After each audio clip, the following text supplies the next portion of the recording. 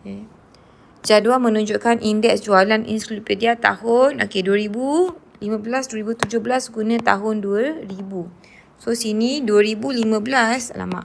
So indeks tahun 15 berdasarkan 2000. Yang ni pula 17 berdasarkan 2000. Okay.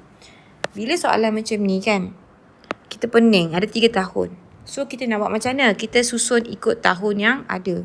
So tahun yang kita ada 2000, 2017, 2015. Betul? Tulis balik ikut turutan. Tahun 2000 dulu, lepas tu tahun 2015, lepas tu tahun 2017. Betul? Okay. So tengok soalan bagi apa? 2000, ni kosong-kosong bercukup ni. Okay, 2000. Okay. 2015 berasaskan 2000. So 15 berasaskan 2000 adalah yang ni. Nampak? 15 berasaskan 2000. So dia adalah 109. Kat sini 109. Okay. Lepas tu yang ni pula 17 berasaskan 2000. 17 berasaskan 2000 maksudnya daripada 2000 dia ke sini. Betul? Daripada ke sini adalah mana?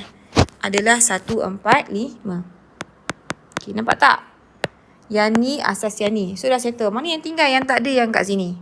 Kat sini. Ni adalah indeks tahun 17 berasaskan 15. So kita tahu apa formula dia? Formula dia, yang darab atas bahagi 100 samakan dengan bawah.